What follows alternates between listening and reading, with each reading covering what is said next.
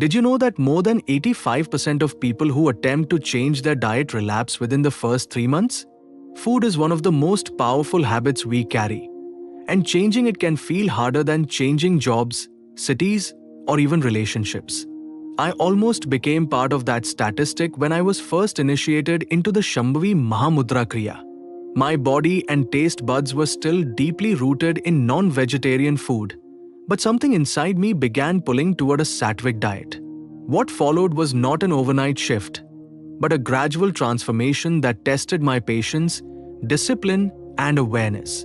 When I came back from initiation, I was full of enthusiasm. I wanted to practice daily, meditate deeply, and live more consciously. But the very first obstacle hit me in the kitchen.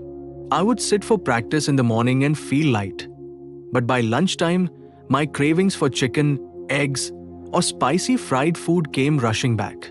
My family still cooked non-veg regularly, and the smell alone was enough to break my resolve.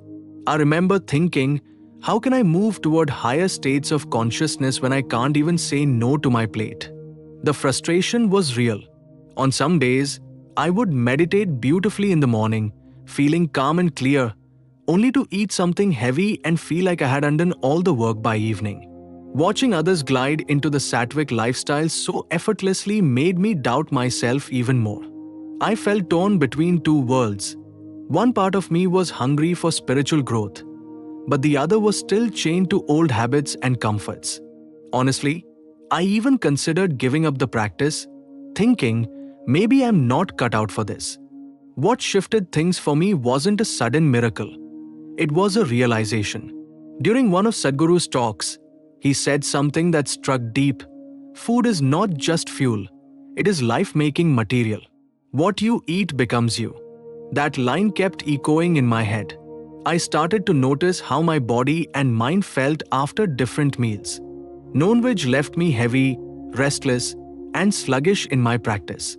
Lighter meals, fruits, vegetables, grains made me feel more awake, more still. The shift came when I stopped looking at it as a sacrifice and started seeing it as an experiment with awareness. I began small. I decided not to cut everything at once, but to phase it out slowly. First, I gave up red meat. Then, after a few weeks, chicken. Eggs were the hardest to let go of, but I reduced them step by step until one day I realized I hadn't eaten them in weeks. Each small win felt like a milestone. I remember the first week I went fully Satvic. My body felt unusually light, my breath during Shambhavi flowed smoother, and even my sleep became deeper. The cravings didn't disappear overnight, but the inner clarity made it easier to resist. And then came the real breakthrough. One day, sitting for practice after a week of clean, Satvic eating, something clicked. The silence inside me was deeper, the stillness more profound. My body wasn't fighting me anymore.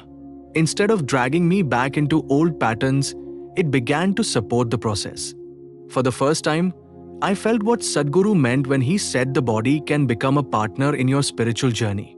That day, I realized the Satvic diet was not about restrictions, it was about freedom. Looking back, I see that the struggle with food wasn't really about food. It was about patience, surrender, and consistency. Every craving, every temptation was a mirror showing me how much control my senses had over me. Learning to watch them without giving in was the real practice. The diet shift taught me that transformation doesn't happen by force. It happens by creating the right atmosphere and allowing the body and mind to align naturally. If you're struggling with switching to a Satvic diet or any part of your yogic journey, please know this, you're not alone. Almost everyone faces this. Don't beat yourself up for not being perfect from day one. Take small steps, stay consistent, and allow the shift to unfold at its own pace. Remember, it's not about being pure or strict. It's about moving toward what truly supports your growth. In the bigger picture, switching to a Satvic diet wasn't just about food for me. It was about learning that every change in yoga is gradual, accumulative, and deeply personal. Just like the breath, just like meditation, Transformation doesn't announce itself overnight. It builds quietly until one day you look back and realize how far you've come. What seemed impossible in the beginning now feels like the most natural part of my life.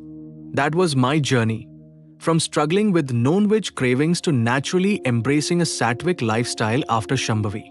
What about you? Have you faced similar challenges with food or with other parts of your practice?